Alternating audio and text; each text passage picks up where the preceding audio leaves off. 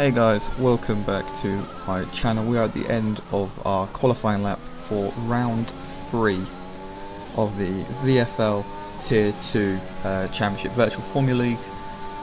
Back doing the commentary. Of course I did it for the first round in Silverstone and I dropped it just because I just didn't think it was necessary for the second race, which of course was crazy, and we ended up winning it. But as you already would have seen from the thumbnail and the title, this race really did not go to plan at all.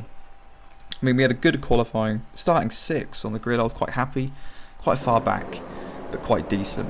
So here we are on the starting grid in P6, and already I'm having troubles with my clutch. I'm not sure what's going on with my shifters, but we dropped back down to 9th. So already 3 places down before the first corner. And well, Baku is a track where you have to be always cautious, as Jolyon Palmer said once upon a time, because it is a street circuit. Going back down onto the second straight, just getting in the slipstream of the half, but just not close enough to really do anything. I don't want to be that guy who dives up the inside really quick. That's just making a little bit of contact there with the back of the Alfa Romeo, and we go up the inside. So Haas goes wide, tries to get him round the outside, but just not enough room to do so. Don't want to have one of those first lap accidents, but we do want a second lap accident. And as you can see on the end of lap 1 now, using some of the ERS in the slipstream of the Haas, pulling up side at the inside, going into the first corner. Looks like we comfortably got the move done, but Tristan in the Haas is like, no, I ain't having this, and he's back on the outside with side by side, and this is where it all goes to shit. I really don't know what happened here. I mean, well, you'd argue that I squeezed him. Yes, completely my fault. I'm not even going to try to argue against that. I really contemplated letting him in front, but then I realised we both got damage. No one's going to gain or lose anything. I'll take the penalty. I'm expecting to get a penalty for that, and I should, really. Yeah, I don't know. Tired or something, but I made a lot of mistakes in this race, and I was very surprised with how many I made. So, again, sorry. You know, I guess it was one of those racing things. I deserve a penalty for it for sure, but yeah, that sucked. And the race kind of, well, died down quite a lot after that. But then, safety car, drama, safety car. And I was like, oh, okay, this is good. You know, we've got a safety car, we could get back, and this happens. I don't know what I was doing, just didn't brake, lost concentration for some reason I'll never know. And yeah, 5-second time penalty, got to change the wing, back into the pit lane, change of wing again, and 5-second time penalty to top it off. So things are just getting worse, just like Corona, it just continuously gets worse, never gets any better, even when you think it is.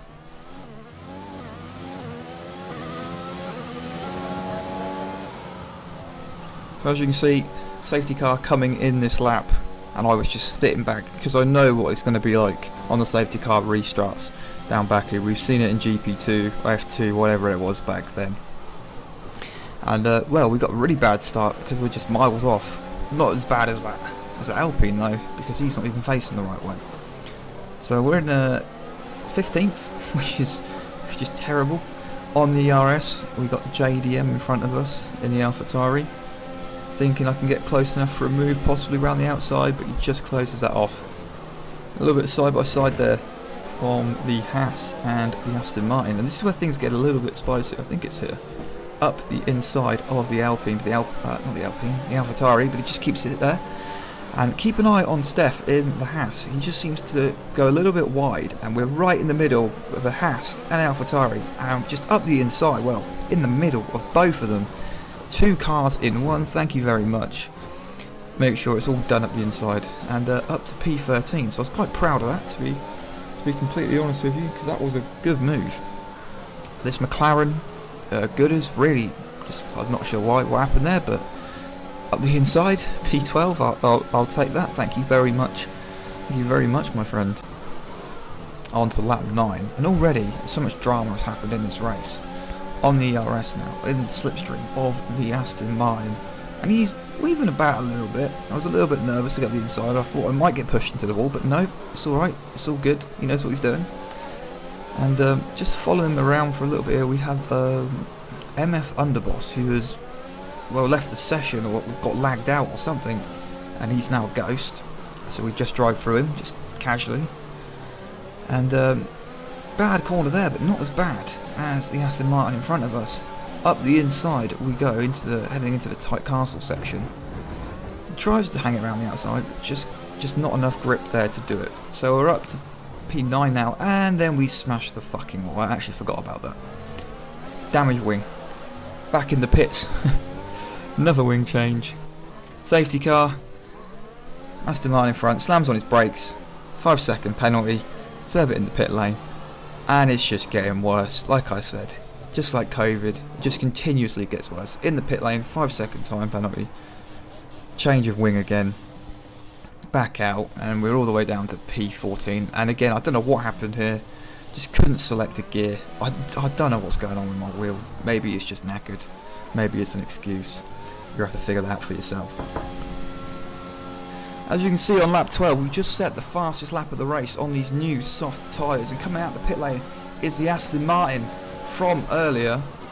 Not close enough to go around the outside. He just goes a little bit wide on those cold tyres up the inside. ERS activated, and we are comfortably in front of the Aston Martin, going up into the third corner, I think. So up into P13, but still, it's terrible. After winning the last race, it doesn't get much worse than this. Now we have MF Underboss coming out of the pits, who I think's actually rejoined the session at this point before he got lagged out or kicked out again. And we'll go around the outside of him again on cold tyres. We got the warm tyres. I think we got DRS as well. DRS, yeah. ERS. It doesn't get easier than that. Up into P12 now. But still, not in the top 10. That's where we want to be. We want to be in the top 10. Yellow flags, and JDM in the AlphaTauri has, well, done something that we've been doing all race, and he's went into the castle section. He's Leclerc'd it, but you know, I'm not criticising because I've Leclerc'd it more times than he has probably in his life. In just this one race. Into the pits. Only lap 16, and we've probably done about 4 pit stops already. So you can see what kind of race this is. Lap 18. It's the Aston Martin again from earlier, isn't it? Yeah, it's the same driver. I think it is. He seems to have hit the wall there. So wing damage, easily up the inside. You know, and I was hoping I'm going to get out of this slipstream. Just come along to the main straight. We've got another safety car. Lap 19, another safety car. We're in 11th. So, you know, things are going to get bunched up, and maybe it's going to be good for us, but drifting in the wall there in the house, well, I don't know what happened, but he's not had a good time, and, you know, me hitting him earlier wasn't bad enough already, and castle section, I've hit again. Back in the pits. Scrub pair of soft tyres.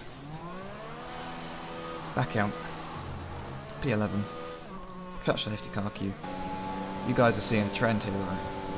Safety car in this lap. On lap 23, we got about 2 or 3 laps, and the restart is confusing. I really don't know when to go. I've been overtaken by the AlphaTauri, and I'm back up the inside of the AlphaTauri. And I almost took out one of the Aston Martins after turn 1. Thankfully not. But now the AlphaTauri had different ideas, and he did hit the back of the Aston Martin. And there's a Red Bull, and shit's gone crazy again. Using the RS, trying to go around the outside, but very, very close with the AlphaTauri JDM. Just trying around the outside, but just going a little bit wide, and he's got us on. Oh, he's got us. Back up, we're right behind this McLaren again. We're going to try to do the same move that we did to him earlier in the race. Straight up the inside, run a little bit wide, thankfully avoiding contact. He does have a much better run, and he wasn't able to get past us earlier on, but obviously a bit more ERS now. He manages to get back faster, centre turn 1, straight up the inside, easy job for him. And back down to P10. But on lap 25, the top of the lap, there is an Alfa Romeo who's sideways, which isn't good for them. And on lap 26, we've got DRS and ERS up the inside of Gooders again for the 3rd time overtaking him in this race. That's not an insult, I've just, you know, given the statistic. And coming up the karting session on the last lap, there's another Alfa Romeo. So Alfa Romeo have had an awful last 2 laps in this race, because I'm pretty sure one of them was leading. So it's been absolutely traumatic for them. But we're up to P7 now, with DRS and ERS behind JDM, coming onto the final straight, make a little bit of contact with the rear of his car. But, you know, we've got such a power line, such a straight line power, there's nothing you can do. Across the line, we go up to P5 from penalties. So yeah, we finished P5, but I don't think that's going to be the end result, because of course penalties will apply and we made contact earlier in the race. But thank you guys for watching, I hope you have enjoyed. If you haven't seen the other races, please check them out, and I'll definitely be doing a commentary return for the rest of the races, so I'll see you next Monday.